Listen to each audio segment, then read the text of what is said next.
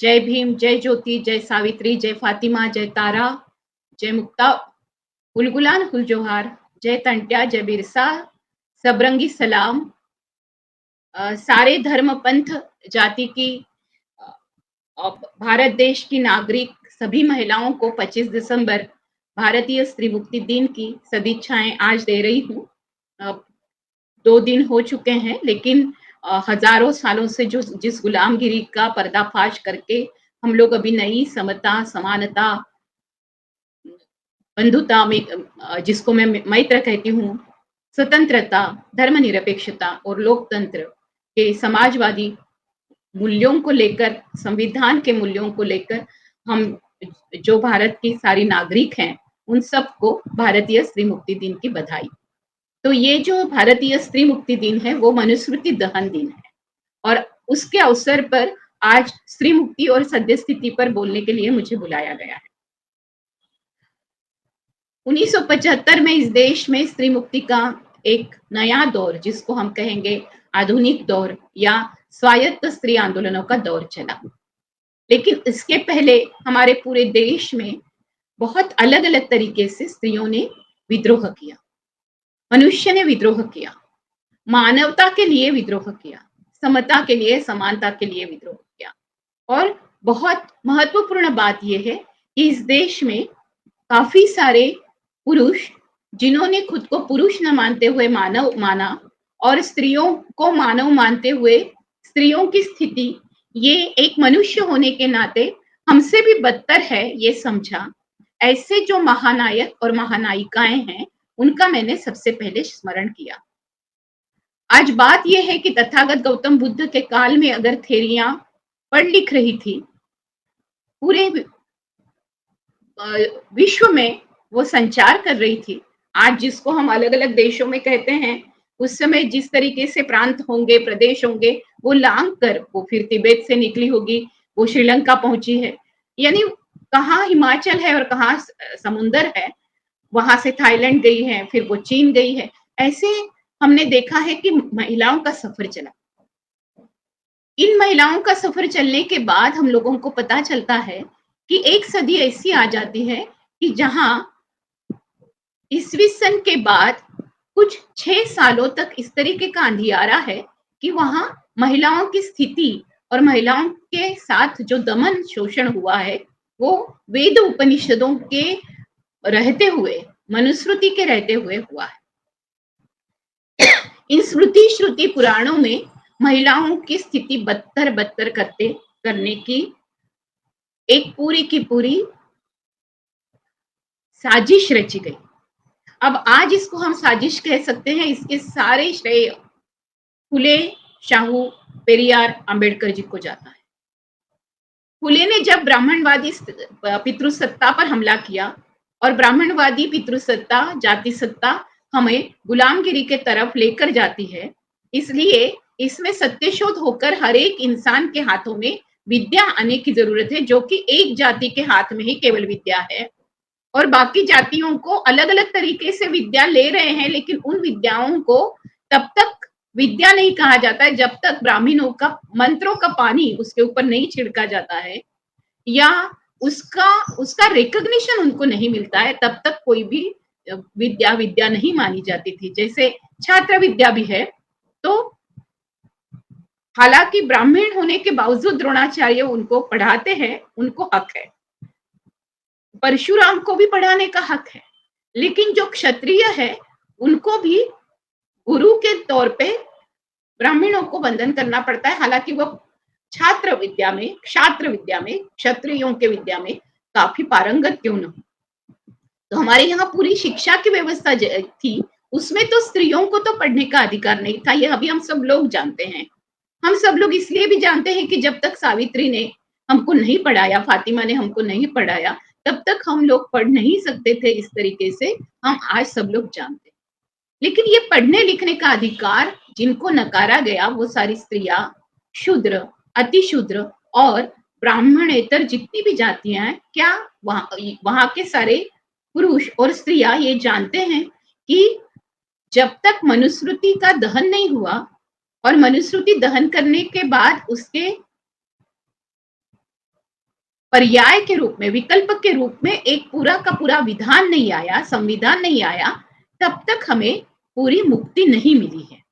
हमारी मुक्ति की शुरुआत स्त्री शिक्षा से होती है, लेकिन स्त्री शिक्षा लगातार मिलना जरूरी है। हमें फिर से चूल्हे चौके में नहीं झोंका जाना चाहिए, इसके लिए कि जो एक पूरी की पूरी कॉन्स्टिट्यूशन, एक पूरी की पूरी घटना, एक पूरा संविधान जो लिखा गया, उसके कारण आज हम सब लोग एक समान, यानी बच्चे से लेकर बूढ़े तक इस देश के हर एक नागरिक को समान अधिकार प्राप्त हुए हैं उस संविधान के। अगर हमें इस तरीके के अधिकार प्राप्त हुए हैं, तो भी स्त्रियों को किससे मुक्ति चाहिए थी? स्त्रियों की मुक्ति और सद्यस्थिति की बात हम क्यों कर रहे हैं? आप सबको मैं ये बता दूं कि 25 दिसंबर 1927 को बाबा साहब ने जब महाड़ में चौदार तालाब के पास, जो चौदार तालाब वाला सत्याग्रह है वो तो किया ही था, उसी के साथ साथ मनुस्मृति का दहन किया और इस पूरे परिषद में बहुत सारी महिलाएं और बहुत सारे आदमी सहभागी थे। माना जाता है कि इस देश में जो सत्याग्रह हुए वो केवल दांडी सत्याग्रह, नमक का सत्याग्रह हुआ। इस देश में 1927 में पानी का सत्याग्रह हुआ और दूसरी बहुत बड़ी परिषद हुई, वो गुलामगिरी के खिलाफ का ये जो सत्याग्रह था, उस सत्याग्रह में मनुस्मृति की प्रतीकात्मक होली की गई। अब ये प्रतीकात्मक होली की गई इसलिए की गई कि मनुस्मृति में पूरी की पूरी विषमता आधारित संरचना के तहत एक पूरा समाज उपभोक्ता था और एक समाज जिसका उपभोग लोग ले रहे थे, वो उपभोक्ता ले रहे थे, वो पूरा का पूरा समाज शोषित था। शोषक और शोषित इन दोनों वर्गों के बीच में इतनी दरियां रखी थी। इतना ही नहीं तो इन दरियों में जाति व्यवस्था ने एक बहुत ही ऐसा काम किया था जिसको लेकर हम कहेंगे कि वो एक सीढ़ियों की व्यवस्था थी। ऐसी सीढ़ियां कि उन सीढ़ियों से ऊपर आप नहीं जा सकते हो और नीचे, ऊपर वाला भी नीचे आने के लिए नहीं चाहता है। तो आप नीचे से ऊपर जाने के लिए अगर प्रयास करोगे तो ऊपर वाला आपको लात मार के नीचे धकेल देगा।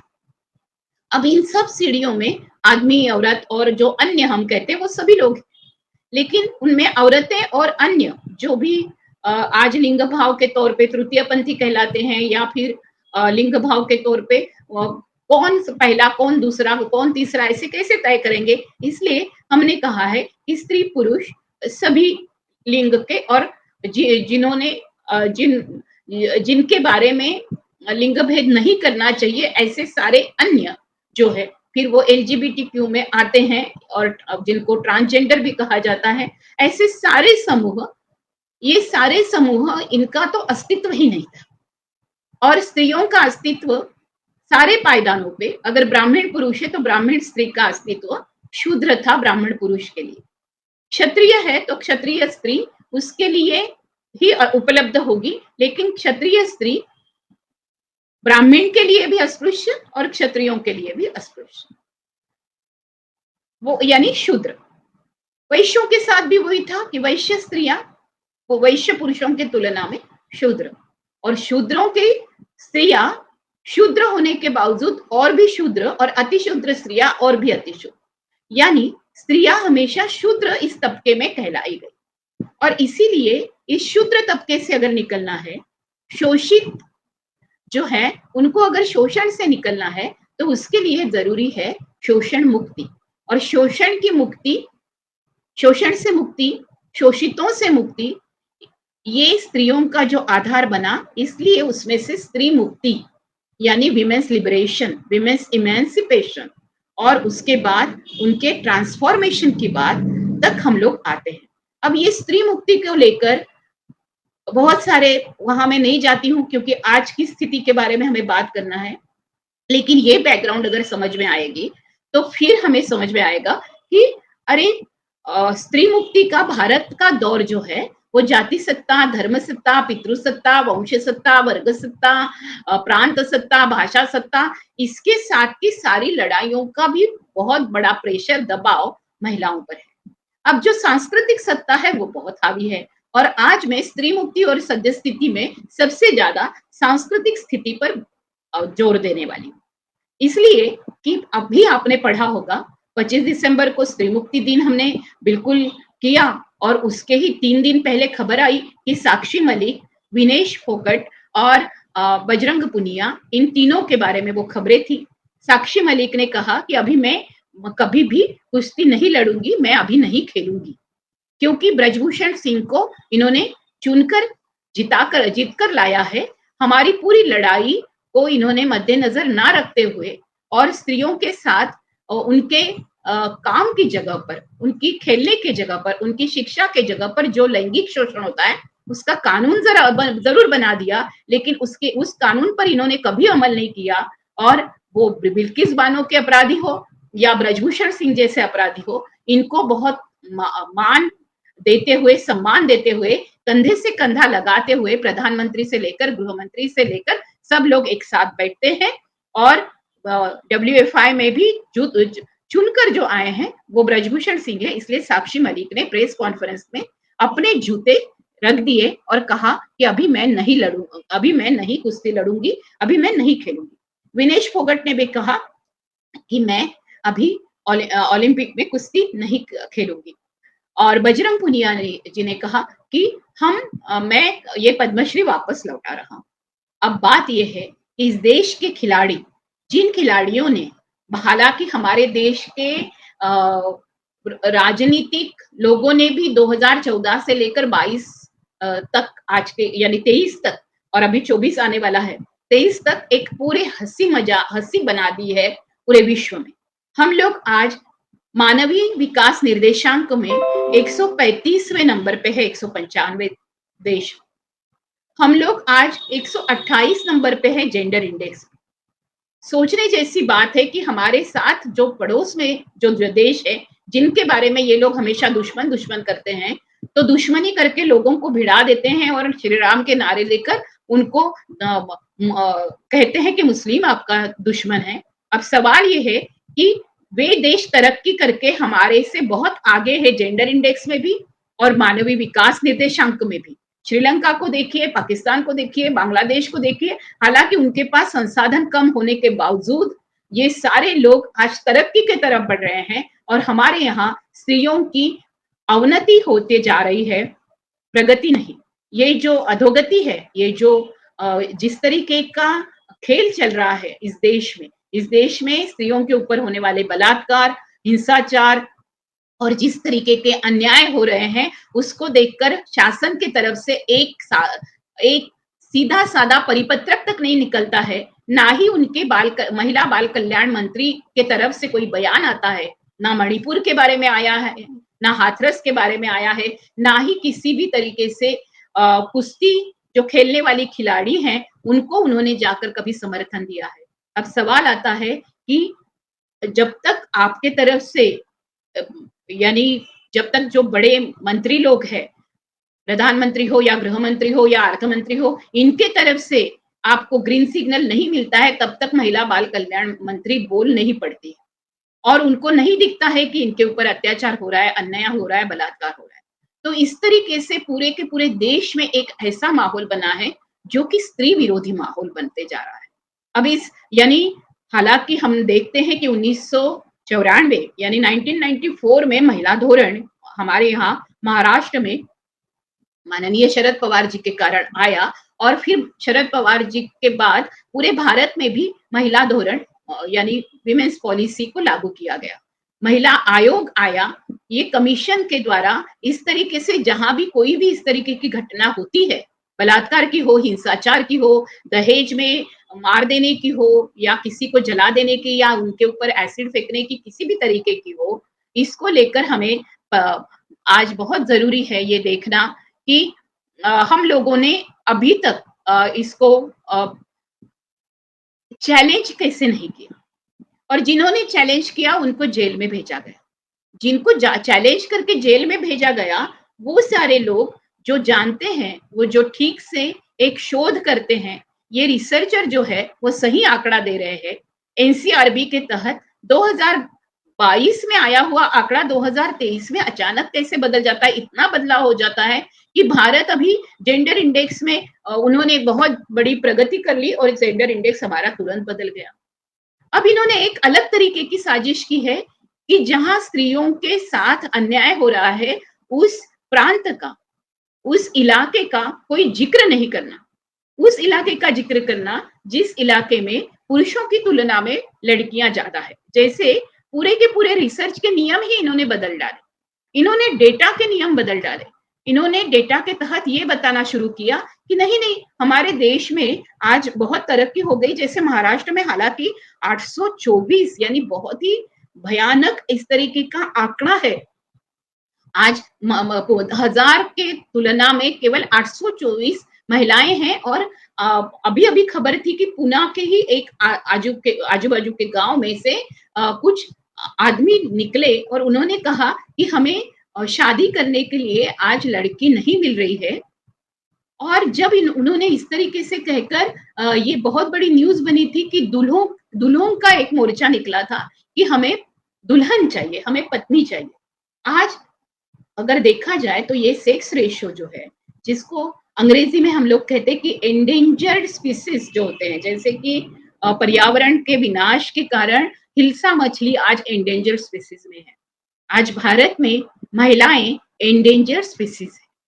आज भारत में महिलाओं की संख्या दिन ब दिन कम होते जा रही है, जिसके कारण विषमता और बढ़ेगी। और विषमता जैसे ही बढ़ेगी, ब्रजभूषण सिंह जैसे जो नकारे, जो बहुत ही क्रूर वाले और बहुत ही क्रूरतम और बहुत हिंसक लोग हैं, योगी आदित्यनाथ, योगी कहते हैं खुद को, ऐसे जो हिंसक लोग बैठे हैं, इन सबके लिए तो बहुत खुली छूट हो जाएगी अन्याय अत्याचार करने के लिए। ये मत समझिए कि स्त्रियां वल्नरेबल है। आज भी हमारे हाथों में ये संविधान है। हमने मनुस्मृति का दहन कर कर, हमने पढ़ाई लिखाई करके आज डंके की चोट पर हम सावित्री की सारी बेटियां, फातिमा की बेटियां, रुकैया सखावत हुसैन की बेटियां, डॉक्टर रखमाबाई की बेटियां, ताराबाई शिंदे की बेटियां, हम सब लोग आज पढ़ लिख कर कोई डॉक्टर बन रही है, कोई पत्रकार बन रही है, कोई स्पेस में जा रही है। कोई भी क्षेत्र ऐसा नहीं है कि उन्होंने चौका नहीं लगाया है। आज मैं साक्षी और विनेश के लिए, और जब साक्षी ने जूते रख दिए तब बहुत सारे लोगों के मन में दर्द उठा, और कितने सारे पिता भी बहुत दुखी हुए, भाई दुखी हुए, बेटे दुखी हुए, और उनको लगा कि हमारी बहनें आज इतनी तरक्की कर रही थी, हमारी बेटियां आज दंगल खेलने लगी थी, मेरे जैसा बाप जो दंगल खिलाने के लिए बेटियों को दिन रात उनको एक पूरा तालीम दे रहा था, आज उसकी भी हार हुई है कि क्या। लेकिन मुझे लगा साक्षी ने एक बहुत अलग तरीके से रणनीति अपनाई, और मैं साक्षी, विनेश और बजरंग पुनिया जी के साथ साथ जो दिल्ली में लड़ रही है रितु सिंह, जिनको निकाल दिया गया दिल्ली में, वो प्रोफेसर करके काम कर रही थी, लेकिन केवल दलित है इसलिए उनको उनके पद से निकाला गया। लक्ष्मण यादव जी जो बहुजन विचार बार बार लोगों के सामने ला रहे हैं, मेरे साथ सोशल मीडिया के मेरे हम दोस्त जिनको कहेंगे, तो हम सफर, हम दोस्त जो होते हैं, जो हमारे पूरे साथी जो आंदोलन में होते हैं, ऐसे दोस्तों में एक है। उनके साथ भी जो आज तरीका अपनाया गया, तो हम देख सकते हैं कि एक गुलामी का एक इस तरीके का दौर आ रहा है कि जिसमें डॉक्टर बाबा साहेब आंबेडकर की ये जो कृति है मनुस्मृति जलाने की, इसकी अहमियत बढ़ गई है। ये केवल स्त्री मुक्ति की लड़ाई नहीं रही है अभी, ये भारतीय स्त्री मुक्ति दिन को लेकर हमने जब दिन कहकर हमने जब घोषित किया, उसकी भी एक कहानी है। हमारी एक दोस्त है चंद्रपुर की, वो भी मेरे आंदोलन की एक हमराई है। वो डॉक्टर प्रमिला लीला संपत एक दिन हमारे पास मुंबई में आई और पूरे महाराष्ट्र में एक सारे साथियों को, जो स्त्रीवादी साथी थे या फिर दलित बहुजन आंदोलन में, फुले अम्बेडकरवादी आंदोलनों में सक्रिय थे, उनको वो मिली। हालांकि उन्होंने चंद्रपुर में इस तरीके का एक प्रयोग किया था कि मनुस्मृति दहन दिन के दिन हम लोग भारतीय स्त्री मुक्ति दिन का ऐलान क्यों न करें। लेकिन चंद्रपुर एक पूरे रिमोट में पड़ता है, तो उस पूरी घटना का केवल कुछ अखबारों ने उसको जगह दी, लेकिन फिर भी महाराष्ट्र में उसका उस तरीके का प्रचार नहीं हुआ। बाकी जो स्त्रीवादी आंदोलन थे वो कहने लगे हमारे पास 8 मार्च है, अंतरराष्ट्रीय महिला दिन के दिन तो हम लोग सब लोग महिला दिन करते हैं, तो इसकी जरूरत क्या है कि भारतीय स्त्री मुक्ति दिन हो।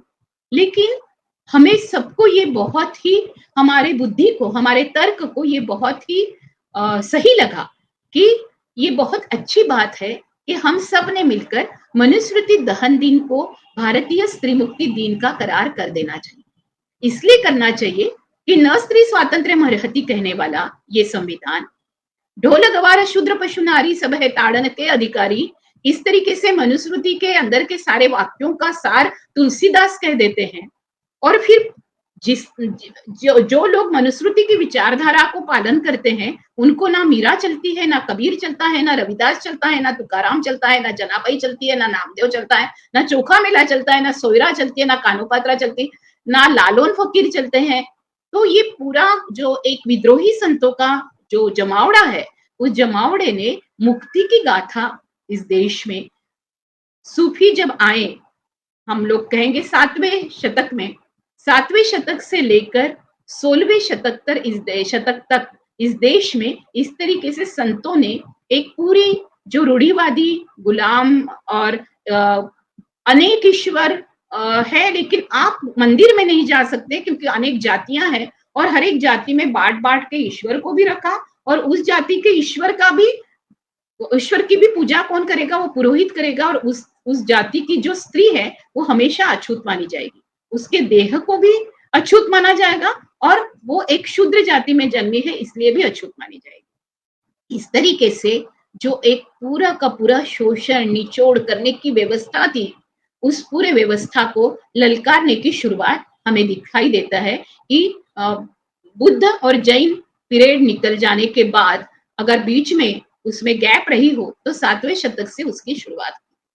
अब जब हम देखते हैं कि अंग्रेज यहाँ आए, तो अंग्रेजों ने देखा कि यहाँ तो पढ़ाई लिखाई नहीं है, लोगों के हाथों में कुछ नहीं है, अगर हमें कुछ लोग चाहिए भी हमारे लिए काम करने वाले, तो उनको पढ़ना लिखना तो आना चाहिए। और ये पढ़ना लिखना जब शुरू हुआ, जिसको हम कहेंगे कोलोनाइजेशन, ये वसाहतकालीन व्यवस्था में पढ़ने लिखने के साथ साथ वेस्ट से हमारे पास स्वतंत्रता के बहुत सारे नगमे निकल कर आए, बहुत सारे संदेश निकल कर आए।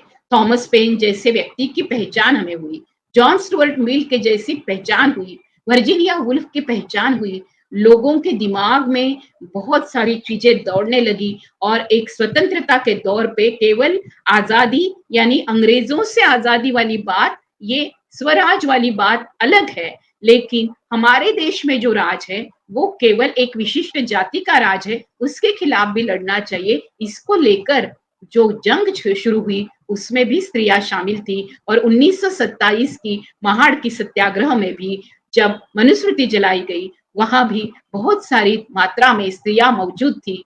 और ये जो ऐलान है, इस ऐलान को लेकर आज के स्त्री मुक्तिवादी विचारधारा में जो लोग फुले अम्बेडकरवादी विचारधारा और समानता, समता, स्वतंत्रता, मैत्र, धर्मनिरपेक्षता, लोकतंत्र, समाजवाद के इन सारे मूल्यों को मानने वाले संविधान को मानती है, ये सारी महिलाएं 25 दिसंबर 1996 में जमा हुई महाड़ में, और इन्होंने प्रतीकात्मक मनुस्मृति का दहन किया, और इन सारी महिलाओं ने ऐलान किया कि आज से हम सारी भारतीय महिलाएं भारतीय स्त्री मुक्ति दिन के तौर पर 25 दिसंबर यानी मनुस्मृति दहन दिन को हम भारतीय स्त्री मुक्ति दिन के तौर पर मनाएंगे।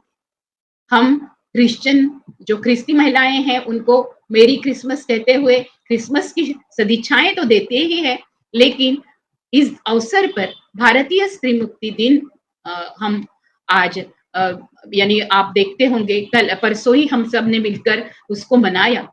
अब ये जो दिन है मुक्ति का दिन है, इस मुक्ति के दिन हमारे मन में साक्षी थी, हमारे मन में विनेश थी, हमारे मन में महुआ मोइत्रा थी, हमारे मन में मणिपुर की वो महिलाएं थी जिनको नग्न परेड निकाली गई, हमारे मन में बिल्किस बानो थी, हमारे मन में हाथरस की बेटी थी, हमारे मन में वो जो सारी बेटियां जो चढ़ाई गई बलि दहेज के लिए वो थी, जिनके ऊपर एसिड फेंका गया, ऐसे सोनी सोरी भी थी, हमारे मन में मथुरा थी, भौरी थी, भौरी बाई भी, भौरी देवी भी, हाँ, जिन लोगों के ऊपर बलात्कार हुए और फिर भी ये कहा गया कि ऊंची जाति के लोग बलात्कार कर ही नहीं सकते हैं। इस तरीके से इस देश में स्त्री मुक्ति को लेकर एक मजाक बनाया गया। बेटी बचाओ बेटी पढ़ाओ कहने वाले लोग अंदर से बहुत मजे में कह रहे थे, अरे कौन सी बेटी को बचाने जाना है, उनको पटाओ और उनको बेचो। तो उनको बेचने का, उनको पटाने का, उनके साथ घिनौनी हरकतें करने का, उनके ऊपर दमन और अत्याचार करने का एक बहुत ही जिसको हम कहेंगे शर्मनाक इस तरीके का दौर शुरू हुआ। और इस शर्मनाक दौर में जो हम आज गुजर रहे हैं, उसमें हमें बहुत ग्लानि सी आ रही है, क्योंकि हमें पता है इतने सारे विरोधी सांसदों को निकाल देकर लोकतंत्र को हतबल करने वाली ये जो पूरी व्यवस्था है, इस व्यवस्था ने हर एक जगह पे हतबल करने की साजिश छोड़ी नहीं है। लेकिन हम भारत की महिलाएं हैं, हमने लगातार ये दिखाया है कि हम किसी भी तरीके से हो, कीचड़ आ जाए, गोबर आ जाए, पत्थर आ जाए, लेकिन हमने अगर ठान लिया तो हम रुकती नहीं है। हम सावित्री बन ही जाती है, हम राजमाता जिजाऊ बन ही जाती है, हम अहिल्या होलकर बन ही जाती है, हम झिलकारी बनती है, हम फुलोजानो बनती है, हम रानी दुर्गावती बनती है, हम रानी चेन्नम्मा बनती है, हम रानी अबक्का बनती है। हम सब इस तरीके से पूरे देश में जिस तरीके से हमें पता है कि नांगेली जो थी केरला की, उसने तो अपने स्तन काट कर रख दिया सरकार के सामने, राजा के सामने, और पूरी की पूरी जो प्रथा थी दलित स्त्रियों के स्तन का नहीं ढाकने की, उस प्रथा को उसने खत्म करने के लिए यहाँ तक उसने अपनी जान लगा दी। तो इस तरीके की महिलाएं इस देश में हैं, जिन्होंने जान पर खेलकर मुक्ति के गीत गाए हैं। ये सारी बहुजन नायिकाएं हैं, और इन सारे बहुजन नायिकाओं का मैं जिक्र कर रही हूँ। तो समझ लीजिए कि जब स्त्री मुक्ति का ये दौर बहुत खतरनाक काल में है, खतरनाक समय है, और ये स्त्री काल नहीं है, ये मनुष्य काल नहीं है, ये एक हैवानियत का काल आ चुका है। और इस हैवानियत के काल में हम सब लोगों को बचाने की लड़ाई करनी है, खुद को संभालने की लड़ाई करनी है, और उसी के साथ साथ अपने सम्मान को जिंदा रखने की, और अपने खुद के गुरूर को, गरिमा को जिंदा रखने के साथ साथ इंसानियत को फिर से जिंदा रखने की ये लड़ाई है। एक तरफ पैलेस्टाइन को देखिए कि वो इजराइल ने जब युद्ध छेड़ा तो कितने लोगों के साथ हिंसाचार, और कितने बालक बेघर हो गए और अनाथ हो गए, कितने सारे वृद्ध तड़प रहे हैं। और इस युद्ध ने जिस तरीके का एक पूरा माहौल बनाया, उस हिंसा के खिलाफ पूरे विश्व में लोग निकल कर बाहर आ रहे हैं। और इसलिए छोटे-छोटे अपमान भी उस 3-3 साल की लड़ाई में बदल जाते हैं। शाहीन बाग में नागरिक होने के नाते हम इस देश के नागरिक है, ऐसे कहते हुए सारे पूरे देश की अल्पसंख्यक महिलाएं रास्ते पर आती है और संविधान गले लगा लेती है, डॉक्टर बाबा साहेब आंबेडकर की प्रतिमा गले लगा लेती है। और आज एक पूरे सत्यशोध से लेकर संविधान तक एक ऐसा कारवां निकल पड़ता है। फिर वो आपने देखा होगा कि तामगुड़े नाम का एक आदमी पूरे व्हाट्सएप पर जहर घोल रहा है। उसने ये लिखना शुरू किया है कि सचमुच कोई सावित्री के साथ फातिमा शेख थी क्या? अरे जो कभी कोई था ही नहीं, उस विराट पुरुष को 3000 साल आपने हमारे ऊपर थोप दिया। हमारे फातिमा का जिक्र सावित्री बाई के खत में तो मिलता है। हमें बॉम्बे समाचार से लेकर ज्ञानोदय जैसे उस समय के जो ब्रिटिश मैगजीन्स निकलते थे और बाकायदा उसमें खबरें मिलती है, उस स्कूल की खबरें मिलती है। इतना ही नहीं तो उस्मान शेख ने अपने घर में 1852 में जब भिड़े के वाड़ा से ज्योतिबा और सावित्री को निकाल दिया गया और उनका स्कूल बंद किया गया, तो उस समय 1848 से लेकर 50 तक उन्होंने वो स्कूल चलाया, लेकिन फिर भी 2 साल बंद कर दिया गया। तब 1852 में उस्मान शेख ने अपना घर जब महात्मा ज्योतिराव फुले और सावित्रीबाई फुले को दिया, उस समय उनकी बहन फातिमा शेख उनके साथ काम कर रही थी, इसका जिक्र है। इसके बावजूद ये तामगुड़े हर एक जगह पे आरएसएस के तरफ से एक बौद्धिक चला रहा है, और उस बौद्धिक के तहत लोगों को बताने की कोशिश कर रहा है कि फातिमा शेख जैसी कोई महिला थी नहीं। अब बताइए कि जो मिशेल है, जिनके यहाँ इन्होंने पढ़ाई की, या मिसेस फरेरा है जिनके यहाँ इन्होंने पढ़ाई की, इन सारे मिशनरी जो पढ़ा रहे थे, इनमें जब ब्राह्मण लोग पढ़ रहे थे तो उनके नाम का जिक्र आपको चलता है, जब सनातनी लोग उनके यहाँ पढ़ रहे हैं तो उनका जिक्र चलता है। लेकिन जब महात्मा ज्योतिराव फुले पढ़े, या सावित्रीबाई पढ़ी, या सगुणाबाई क्षीरसागर पढ़ी, या फातिमा शेख पढ़ी, तो उनका जिक्र कहीं किसी जगह पे नहीं है, इस तरीके से बाकायदा बहुत झूठ बोला जा रहा है।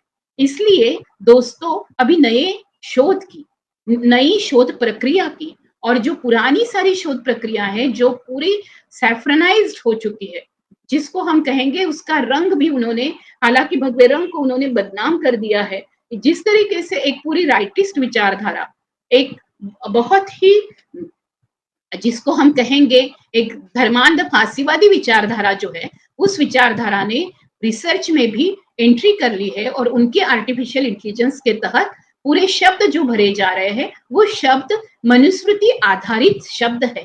वो शब्द मनुस्मृति आधारित विचारधारा से सने हुए, बने हुए और उसी तरीके का अर्थ प्रदान करने वाले शब्द हैं और उसी तरीके के श्लोक, उसी तरीके के नारे इसमें दिए जा रहे हैं। मैं देख रही हूँ क्रिसमस था 25 तारीख को, 25 तारीख तो 24 तारीख के रात को यहाँ बहुत बड़े मुंबई में, मैं मुंबई में रहती हूँ, मुंबई में हमारे पास दिंडोशी के एरिया में एक बड़ी यात्रा निकली। अब क्रिसमस के दिन और 25 दिसंबर मनुस्मृति दहन दिन, यानी भारतीय स्त्री मुक्ति के दिन, खास तौर पे जय श्री राम के नारे क्यों लग रहे थे? अब ये जय श्री राम में भी सिया तो निकल गई है, यानी सीता को उन्होंने निकाल दिया है, यानी उनको सीता कहीं भी नहीं चाहिए। इनको महाभारत में भी जो विद्रोह करने वाली महिलाएं हैं, वो उनको नहीं चाहिए। जो मातृसत्ता थी व्यवस्था, वो नहीं चाहिए। ये तो इनके मिथकों के ग्रंथों में भी कितनी सारी मिसालें ऐसी पड़ी हुई है कि जिन्होंने इन सब लोगों के खिलाफ, जो कि बलात्कारी थे, दुशासन करने वाले थे, या जिनको कहीं भी धर्म नीति थी ही नहीं, नाम भले ही धर्म राजा था, लेकिन धर्म यानी क्या? तो जो लोग केवल धर्म को भी अधर्म के लिए ही इस्तेमाल कर रहे थे, जो कुरीतियां ही अपना रहे थे, इस तरीके की जो पूरी ब्राह्मणवादी पितृसत्ता की साजिश रही है, इसके खिलाफ लड़ने वाले लोगों के नाम भी आप लोगों को पता न चले, ऐसे टेक्स्ट बुक लाए जा रहे हैं। इस तरीके का डेटा सब जगह पर फिल इन हो रहा है। आप सबको लग रहा होगा कि ये मैं एग्जैगरेशन कर रही हूँ, लेकिन आप खुद भी व्हाट्सएप यूनिवर्सिटी देखिए, आप खुद भी गूगल खोल के देखिए, आप खुद भी अलग अलग जगह पर जाकर देखिए। आज अचानक आपको देखने लगता है कि जिनके हाथ में कभी धनुष नहीं था, उनके हाथ में धनुष आ गया। जिनके हाथ में बंदूकें नहीं थी, उनके हाथों में बंदूकें आ गई। जो लोग अलग अलग जाति समुदाय के हैं, उनको, आदिवासियों को हिंदू कहकर संबोधित करना शुरू हो गया।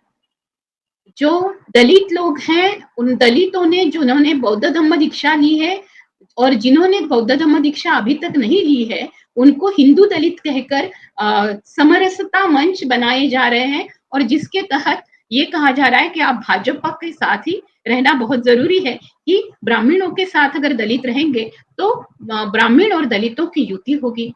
उसी तरीके से ओबीसीओं को भड़काया जा रहा है और दंगों के लिए बताया जाता है, हर एक बार बोला जाता है कि ओबीसीओं का इस्तेमाल किया जाता है। ओबीसी में 3743 जातियों में 2 या 3 जाति के लोग जो बहुत नजदीकी तरीके से इन सत्ताधीशों के करीब है, ऐसी जातियों के लोगों को इस्तेमाल किया जाता है और उसी तरीके से एससी, एसटी, ओबीसी में के काफी सारे जन समुदायों के लोगों को अलग अलग आमिष देकर कहा जाता है कि आप इस तरीके के दंगे कीजिए। अब दंगों में, युद्धों में या भी किसी भी तरीके का कोई भी प्रतिशोध लेना है, तो सबसे पहले प्रतिशोध किसका लिया जाता है? सबसे पहले प्रतिशोध लिया जाता है उस जाति की महिला को हम सबक सिखाएंगे। सुबह से लेकर शाम तक किसके बारे में गालियां मुंह में आती है? दूसरे के माँ के बारे में, दूसरे के बहन के बारे में, उसके बीवी के बारे में सारी गालियां रची हुई है। ये गालियां सभी संस्कृति में है। बहुत मजेदार बात है कि इसमें सांस्कृतिक एकता है, लेकिन प्यार के बारे में सांस्कृतिक एकता नहीं। जब प्यार की बात आती है तो लव जिहाद का नाम लिया जाता है, लेकिन जब माँ बहन को गाली देने की बात आती है, जुआ खेलने की बात आती है, जब नीरव मोदी, चोकसी, ललित मोदी, मलिया, फिर वो सहारा के सुभाष गोयल, ये सारे लोगों को क्लीन चिट दी जाती है और उनको भेजा जाता है, तब दूसरा देश जो होता है, तब तब वो उनके लिए पराया नहीं होता है। फिर वो दुबई में जाए या पाकिस्तान में जाए या फिर वो किसी भी दूसरे जगह जाकर बसे, उस अकाउंट में पैसे डाले, ये सारी हेरा-फेरी के लिए इन सब में एकता है। लेकिन जब प्यार की, जब सलोखे की, जब इकट्ठा आने की, जब मैत्र की बात आती है, जब करुणा की बात आती है, इन सबको वो नहीं चाहिए। ये क्यों नहीं चाहिए? इसका कारण है पावर, और ये पावर, इस सत्ता से हमें मुक्ति चाहिए। तो स्त्री मुक्ति क्या है? स्त्री मुक्ति एक पितृ सत्ता, जाति सत्ता, वर्ग सत्ता, पंथ सत्ता, प्रांत सत्ता, भाषा सत्ता, इन सब में जिस तरीके से एक निचोड़ करके एक पूरी पितृ प्रधानता और पितृ सत्ता छुपी हुई है इन सारी सत्ताओं में भी, और खुद पितृ सत्ता में भी, इनके कारण महिलाओं को के ऊपर ही सबसे पहले हमला किया जाता है। अगर मैंने मणिपुर के इस आदिवासी तबके की महिलाओं की इज्जत को छेड़ा और उनकी इज्जत लूटी, तो ये लोग हमारे ऊपर चढ़कर आएंगे और जरूर युद्ध करेंगे, और इनको हम लोग सबक सिखाने के लिए इनकी महिलाओं को हम सबक सिखाएंगे। इस तरीके का ही ये सारी चीज थी। वही चीज थी, आपने देखा होगा जब महाभारत में द्रौपदी को दांव पर लगाया कि आपको किसको दांव पर लगाना पड़ेगा, तो हमको चिढ़ाने वाली इस द्रौपदी को आपको दांव पर लगाना पड़ेगा। हर वक्त अगर दांव पर लगाई जाती है तो सबसे पहले इस देश में ही नहीं पूरे विश्व में गुलाम है वो स्त्री है, और इस गुलाम को पहले दांव पर लगाया जाता है। उसके शरीर के साथ खिलवाड़, उसके साथ बलात्कार, हिंसाचार, अत्याचार, ये सारे शब्द कहकर मैं थक गई हूँ। 40 सालों से मैं इसके खिलाफ लड़ रही हूँ। पारिवारिक हिंसाचार विरोधी कानून आया, यूएन ने ये बिल्कुल सिडॉ जैसा कन्वेंशन स्थापित किया, उसके बारे में हमने एक बहुत बड़ी जद्दोजहद लड़ी। मेरे घर में पीसीपीएनडीटी यानी गर्भलिंग निदान और चयन विरोधी कानून का ड्राफ्ट बना। हम सब ने मिलकर इस देश में एक गर्भलिंग निदान और चयन विरोधी कानून लाया। इसके बावजूद भी आज देश में अगर देखा जाए तो हजार जो मेल बच्चे हैं उनके तुलना में उनके जो प्रमाण है वो क्या है, तो वो 922 है।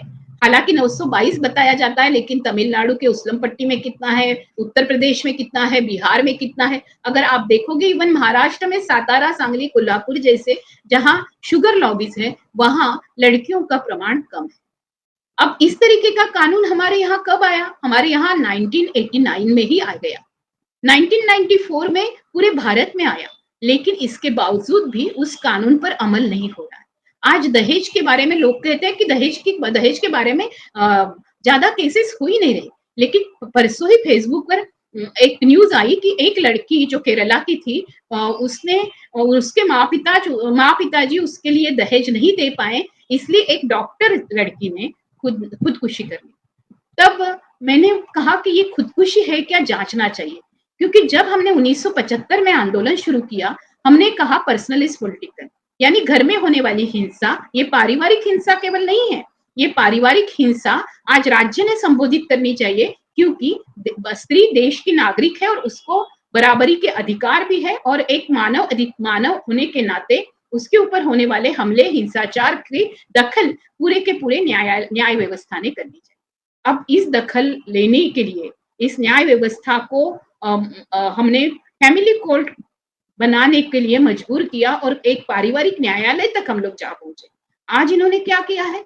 आज इन्होंने धीरे धीरे विरोधी पक्ष की हवा ही निकालकर विरोधी सांसदों को निकाल ही दिया विरोधी पक्ष के, और इन्होंने अलग अलग तरीके के बिल लाना शुरू किया है, जिसमें इन्होंने न्यायपालिका को ही शबल करने की, बर्खास्त करने की बातचीत शुरू की है। इन्होंने चंद्रचूड़ जी के खिलाफ बात रखना शुरू कर दिया है।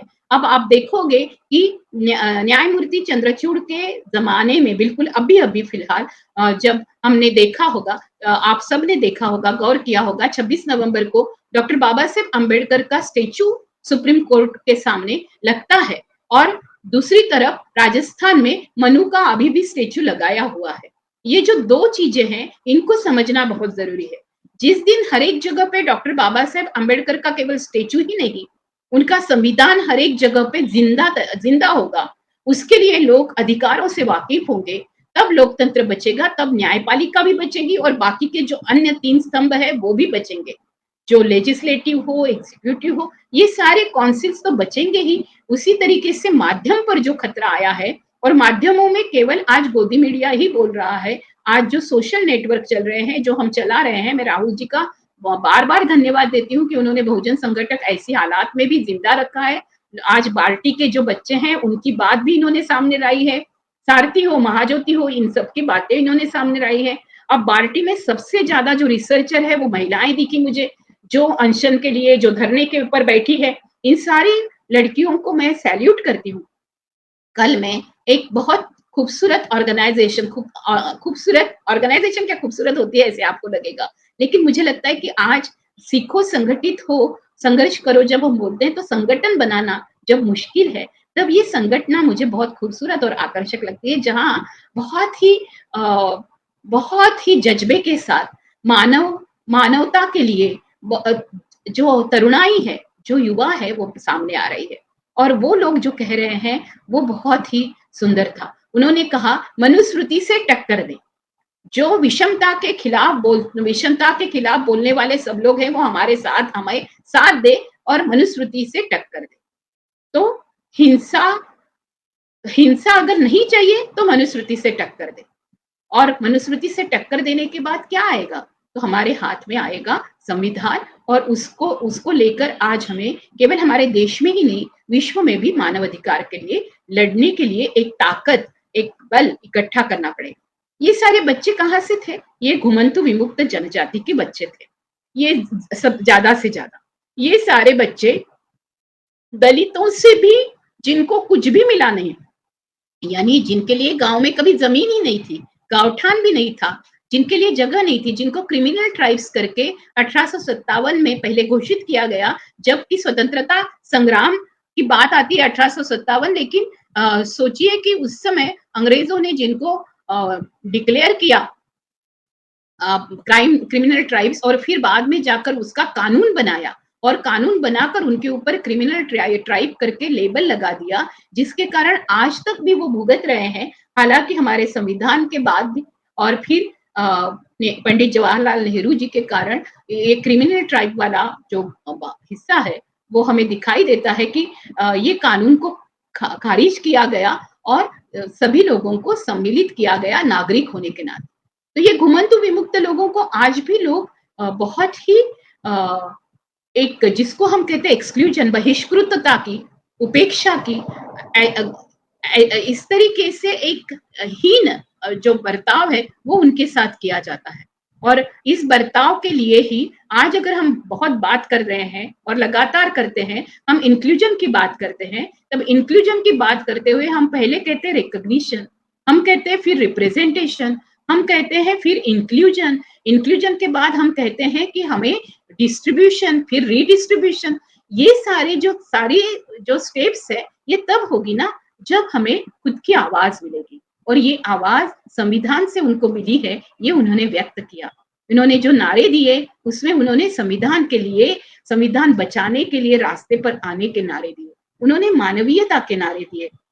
और हमने सबने मिलकर एक जो गीत गाया वो मराठी में है, आप काफी लोग सारे मराठी में भी सुनने वाले हैं, मैं मराठी में हमेशा बोलती हूँ। तो वो गीत था कि युगायुगाची गुलामी चाल, सांभाळीता चुलनी मुलं, दास्याचा तुरुंग फोडीते, श्री दास्याचा तुरुंग फोडीते।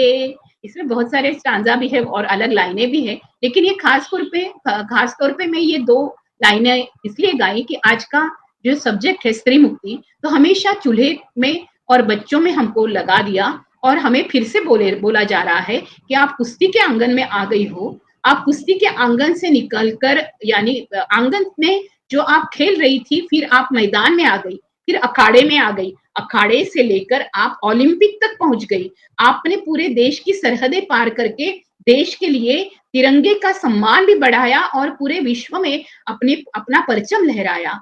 आप स्पेस में चली गई कल्पना चावला बनकर, और भारत वंश की ही एक सुनीता विलियम्स भी वहां चली जाती है। ये सारी लड़कियां बहुजन लड़कियां हैं, ये कोई भी ऊंची जातियों में नहीं जन्मी थी। इन सारी लड़कियों ने इस देश का मान सम्मान रखा, और इसके बावजूद भी उनके लिए मुक्ति की धारा नहीं है, उनके लिए कैद करने की भाषा है, उनके ऊपर बलात्कार करने की भाषा है। इसलिए साक्षी मलिक और विनेश से जो मैंने शुरुआत की थी, उसी को लेकर मैं आपके सामने बात रखती हूँ। मैंने ये साक्षी और विनेश के लिए पहली कविता लिखी, प्रिय साक्षी और विनेश। ये कविता उन सभी औरतों के लिए, वो बिल्किस बानो, भंवरी देवी, मथुरा, मनोरमा, रमीज़ाबी, सबके लिए है, निर्भया सबके लिए है, हमारी हाथरस की बहन, हम खैरलान जी की सुषमा, सबके लिए ये कविता है, सुषमा की बेटी प्रियंका। और मैं कहती हूँ, प्रिय साक्षी और विनेश, सलाम। ये कविता आपके नाम। ये बहुत दर्दनाक बात है कि देश की शासन बलात्कारी के साथ है। यकीन मानिए कि हर न्यायप्रिय इंसान आपके साथ है। अगर आप कुश्ती खेलना छोड़ेगी तो उनकी जीत होगी। उनका चुनकर आना जीत नहीं, ये तो उनके वोट की राजनीति है। ये उनका चुनकर आना जीत नहीं, ये तो वोट की राजनीति है। साक्षी और विनेश को हम सब महिलाओं के लिए खेलना होगा कुश्ती, खत्म करनी होगी इनकी मर्दानगी की मस्ती। आपका कुश्ती छोड़ना हम सब के लिए है गहरा घाव। हम सब के लिए है गहरा घाव। हर एक वो लड़की जो आपको मानती है आदर्श, उन सब के लिए है गहरा घाव। ये लड़कियां भली भांति जानती है ऐसे ब्रजभूषण को जो उनके इर्द गिर्द मंडराते हैं, अपने मर्दानगी पर इतराते हैं, लेकिन आपसे कतराते हैं आंखों से आंख मिलाने में। आप जैसी खिलाड़ी हर गांव शहर से निकलेगी इस डर से कांपते हैं, इसलिए झूठी जीत का जश्न मनाते हैं। हालांकि ये आपकी जीत है कि उन्हें कुश्ती छोड़कर चुनाव लड़ना पड़ा, इसलिए आपको अब कुश्ती लड़नी होगी। आपका कुश्ती खेलना इस देश के हर लड़की के लिए आत्मसम्मान का मुद्दा है, हर लड़की की ख्वाहिश और सपनों से जुड़ा हुआ मुद्दा है। मर्दानगी को टक्कर देना सदियों की लड़ाई है, हर नारी की हिम्मत तोड़ने बैठे ये कसाई है।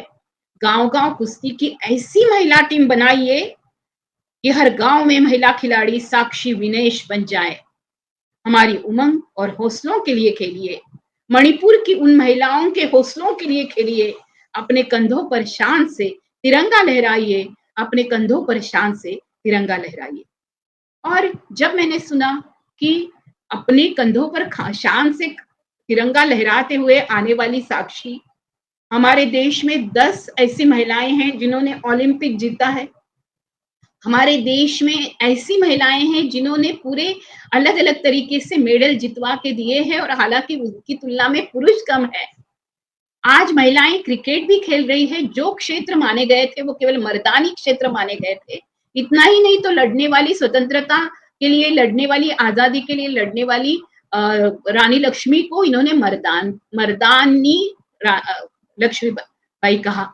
इतना ही नहीं तो जो हमारी महिला प्रधानमंत्री रही इंदिरा जी, कहा जाता था कि सारे पूरे संसद में केवल एक ही पुरुष है, वो है इंदिरा जी। इसका मतलब ये है कि पुरुष के लिए वीरता, शूरता और वो सारी चीजें लगाई जाती है जो ऐसा कहा जाता है कि वो केवल एक जो सामर्थ्य या ताकतवर व्यक्ति ही कर सकती है। आज महिलाओं ने दिखा दिया है कि वो युद्ध के नहीं, बुद्ध के साथ है, वो शांति के साथ है, वो करुणा के साथ है, लेकिन वो खेलों में भी अव्वल है, वो विज्ञान में अव्वल है, वो तंत्रज्ञान में अव्वल है, वो समाजशास्त्र में अव्वल है, वो कानून विधि में भी अव्वल है, वो चूल्हा चौका संभालने भी अव्वल है, उन्होंने परिवार को भी संभाला है, बिजनेस भी संभाल रही है, मैनेजमेंट में भी अव्वल है।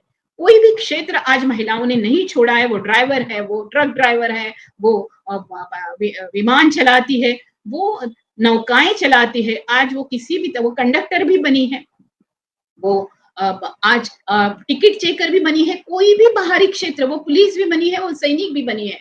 तो उन्होंने किसी भी तरीके का कोई भी क्षेत्र ऐसा नहीं है कि उन्होंने आज छूने की कोशिश नहीं की है। तो मुझे लगता है कि ये समझना बहुत जरूरी है कि जब साक्षी मलिक वो अपने जूते रखती है, तब समझिए कि हम सब ने अपनी चप्पल, अपने जूते, जो कि बाहर जाने की निशानी है, हमने अपने दरवाजे लांघने की निशानी है, वो दरवाजे लांघने की निशानी जब उसने टेबल पर रखी, उन लोगों को मेज पर रखने के बाद इन लोगों को जो आह्वान किया, जो चुनौती दी, वो चुनौती थी वो जूते। तो इसके लिए मैं खास कह रही हूँ कि साक्षी के ये जूते साधारण जूते नहीं है, ये जूते कोई लक्ष्मण रेखा नहीं है, ये जूते एक कैसी दास्तान है, इसके बारे में मैंने जब लिखा। अब ये जूते साधारण जूते नहीं, ये एक ऐतिहासिक दास्तान है। कुश्ती खिलाड़ी लड़कियों की हार में भी जीत का ऐलान है। एक थप्पड़ है पितृसत्ताक व्यवस्था पर, एक व्यंग है, कटाक्ष है देश के सारे बाप भाई बेटे मित्र गुरु सारे रिश्तों पर। एक अफसोस है उस सत्य पर जो नारी की कोख से ही पैदा होकर अपने प्रजनन अंग के थोड़े से अलग होने पर इतना अपनी ताकतवर होने का अहंकार लिप्त कर घायल दग्ध नारियों के सदियों से हो रहे चिरहरण की संस्कृति पर इतरा रहा है। अपमान का सुलगते वेदना का ये जूते एक बयान है। अब ये जूते साधारण जूते नहीं, एक ऐतिहासिक दास्तान है। जन्म लेते ही जिसको कभी कमजोर होने का नहीं दिया गया था एहसास, माँ बाप से मिलता था उसे लाड़ प्यार। आजू बाजू जब लड़कियां खेलती थी गुड़िया चूल्हा चौका, तब ये मैदानों में लगाती थी चौका। फिर वो गीता हो, विनेश हो, साक्षी हो, जितनी भी लड़कियां जो खेलने निकली वो मैदानों में लगाती थी चौका। आंगन से लेकर दंगल के मैदान में जिसने रौंदी मिट्टी, खेली कुश्ती, जहां हमेशा मर्दों की ही विजय विजय मुद्रा की थी तस्वीर और मूछों पर ताव देते हुए केवल मर्दों के ही होते थे किस्से, उनके हिस्से के पुरस्कार पर अपने नाम लिखने के स्त्री के साहस की ये पहचान है। अब ये जूते साधारण जूते नहीं, एक ऐतिहासिक दास्तान है, एक ऐतिहासिक दास्तान है। रूढ़िवादी परंपरा को जिन्होंने ललकारा, साबित किया कि किसी भी क्षेत्र में लिंग जाति वर्ग रंग की या किसी के बाप की नहीं होती है जागीर, यही तो उनकी अहंकार को लगी चोट। वो तिलमिला उठे और खोजने लगे खोट। एक औरत के सामने वे दिखने लगे छोटे। भला कोई मर्द सहन करेगा? स्त्री द्वारा रचा इतिहास कोई पठन करेगा? ये सत्ता द्वारा प्रतिशोध का भी एक ऐलान है। अब ये जूते साधारण जूते नहीं, एक ऐतिहासिक दास्तान है। हाँ, उन खिलाड़ी बेटियों की दास्तान है जिन्होंने देश का परचम विश्व में लहराया, ओलंपिक जीतकर देश की बेटियों का हौसला जगाया, जमीन से छलांग लगाकर छुआ आसमान है। अब ये जूते साधारण जूते नहीं, एक ऐतिहासिक दास्तान है। अपने ही गुरु द्वारा प्रताड़ित जब हुई, बलात्कार की शिकार बनी, तिरंगा भी शर्मसार हुआ। गुनाहगार का बाल लेकिन बाका न हुआ। ये जंतर मंतर पर फिर भी लड़ती रही, न्याय की प्रतीक्षा में सत्याग्रह करती रही। हारने के बाद भी वो जीत गई लड़ाई है। ऐसी गरिमा का ये सम्मान है। ये जूते अब साधारण जूते नहीं, एक ऐतिहासिक दास्तान है या ऐतिहासिक दास्तान है। ये समझ लीजिए कि जब महिलाएं बेलन लेकर निकली, जब महिलाएं सिर पर हंडे लेकर निकली, उन्होंने पानी निकाल कर लाया सबके लिए। इन्होंने ये नहीं कहा कि ये स्त्री मुक्ति की लड़ाई है, स्त्रियों ने पानी लाया तो आप सबके लिए हम पानी नहीं देंगे। जब वो बेलन लेकर निकली, महंगाई के खिलाफ लड़ी और उन्होंने पूरे के पूरे देश के अन्न सुरक्षा की बात की, आप सबकी बात की। भाइयों बहनों, सब लोग समझ लीजिए कि ये सारी लड़ाई करने वालों के कारण आज हमारी जीत है। आज हमें जो अन्न का अधिकार संविधान ने दिया है, उसको हमें अगर बरकरार रखना है तो हमें लड़ना पड़ेगा। संविधान केवल पढ़ना नहीं, संविधान पर हमें गौर करने पड़ेगा, उसको हमें आचरण में लाना पड़ेगा। हर एक जगह पे संविधान को लागू करना पड़ेगा। हर एक बच्चा संविधान बोलेगा, समझेगा, समझेगी, बोलेगी और उसको अपने रणनीति में और अपने गांव, अपने मोहल्ले, अपने स्कूल, अपने क्रीड़ा मैदान से लेकर अपने टॉयलेट के अधिकार से लेकर लड़ाई में लाएगी और अपने अधिकार मांगेगी या मांगेगा, तब जाके संविधान बचेगा। नहीं तो संविधान कागजों पर रहकर, बाबा साहेब आम्बेडकर ने कहा था अगर संविधान इतना अच्छा बनाया है उसके बावजूद अगर ये कागजों में रह जाएगा तो एक दास्तान बन जाएगी। लेकिन ये दास्तान इस तरीके से बननी चाहिए कि ये लोगों के लिए लड़ने के लिए हाथों में दिया हुआ जो संविधान, ये जो किताब है we the people of India, वो जब हम पढ़ेंगे तब मनुस्मृति जैसे गुलामी और जो दिमाग में इन लोगों ने जो भर के रखा है कि हमेशा स्त्री एक अबला है और उस अबला का अपमान करना ही एक संस्कृति है, इसको, इस विकृति को अगर चोट देनी है तो हमें आज सचमुच न्याय की, समानता की, स्वतंत्रता की, धर्मनिरपेक्षता की, मित्रता की, लोकतंत्र की और समाजवाद की, उन मूल्यों की आज जरूरत है जो संविधान ने हमें दिया है। और कल मेरी दोस्त दीपा करके जो है वो बहुत सुंदर बोल रही थी, उसने कहा कि आखिर में जब हम कहते हैं, और बाबा साहेब ने वो जब प्रतिज्ञा प्रियम्बल जब लिखा गया उस संविधान का, उसमें ये कहा गया है कि हम उसको अधिनियमित करते हैं, यानी हम उसको कानून के रूप में लाते हैं। हम उसको अंगीकृत करते हैं, यानी वो हम अपनाते हैं और हम आत्मार्पित करते हैं, यानी खुद के लिए बनाते हैं। तो ये स्व संविधान जब बनेगा कि ये मेरा है और मेरे हक के लिए बना है, तो इस देश में अगर अंतिम इंसान के लिए अगर हमें मुक्ति चाहिए, तो ये अंतिम इंसान भी मुझे मालूम है कि वो कौन होगी, स्त्री होगी, क्योंकि हमने देखा शूद्रों में भी, अति शूद्रों में भी सबसे अति शूद्र और शूद्र स्त्री रही है। तो इस स्त्री के सम्मान में अगर लड़ाई करनी है, तो आज की स्थिति समझ लीजिए। आज बहुत ही बुरा दौर चल रहा है, लेकिन बुरा दौर जब आता है, तब हम अपनी ताकत और जोर से लगाते हैं। हम जब बोलते हैं कि ये जो मनुस्मृति एक धोखा है, धक्का मारो मौका है, तो हमें इस मनुस्मृति को, इस धोखे को धक्का देना है, उसको गिराना है और एक नई बुलंद बुलंद ऐसी नींव खड़ी करनी है संविधान की, जिसके ऊपर लोकतंत्र का ऐसा एक बहुत ही खूबसूरत ओपन, जिसको कहा जाएगा ओपन, इस तरीके का महल बने जिसमें हर एक व्यक्ति को जीने का अधिकार, सम्मान का अधिकार और अपनी स्वतंत्रता का, आजादी से कुछ बयान करने का अधिकार, और फिर भी लोगों के ऊपर चढ़ने का नहीं, उनको उनके ऊपर हिंसा करने का नहीं, तो उनके ऊपर करुणा और प्रेम जताने का अधिकार और कर्तव्य सिखाने के लिए स्त्रियां आज जो स्त्री मुक्ति के लिए लड़ रही है, वो प्रतिबद्ध है। फिर से एक बार मैं आपको 25 दिसंबर मनुस्मृति दहन दिन, भारतीय स्त्री मुक्ति दिन की शुभकामनाएं देती हूँ और आप सबको जिंदाबाद कहती हूँ। जिंदाबाद। जय भीम, जय ज्योति, जय सावित्री, जय फातिमा, जय तारा, जय मुक्ता, उलगुलान हुल जोहार, जय फूलो जानो, जय तंट्या, जय बिरसा और सबरंगी सलाम।